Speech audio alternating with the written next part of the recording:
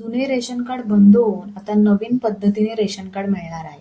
म्हणजेच राज्यातील नागरिकांना स्मार्ट शिधापत्रिका उपलब्ध करून देण्यात प्रशासकीय मान्यता देण्याबाबत असा हा जी-आर आहे. तो 11 फेब्रुवारीचा जी-आर प्रसिद्ध करण्यात आलेला आहे.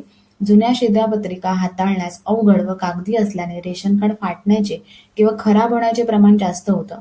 तरी राज्यातील नागरिकांना स्मार्ट शिधापत्रिका वितरित करण्याचा निर्णय हा घेण्यात आलेला आहे. त्याच्यामुळे आता ह्याच्या पुढे सगळ्यांना QR कोड असा स्मार्ट शिधापत्रिका सगळ्यांना उपलब्ध करून देण्यात येणार आहे. जेव्हा उपलब्ध करून देण्यात येतील त्याची जी प्रोसेस असेल त्याचा व्हिडिओ बनवला जाईल. हा मंत्रिमंडळामध्ये जो निर्णय झाला त्याचा जी-आर आहे. जी-आरची लिंक पण मी व्हिडिओच्या डिस्क्रिप्शनमध्ये देते.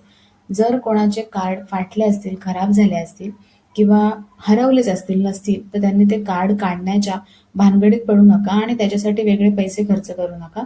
तसंही हे स्मार्ट रेशन कार्ड येणार आहे, त्याच्यामुळे त्याची वेगळी प्रोसेस होऊन ते तुम्ही कार्ड तुमचं घरबसल्या जे आहे ते कशा पद्धतीने काढायचे ते सांगितलं जाईल आणि तसा व्हिडिओ बनवला जाईल.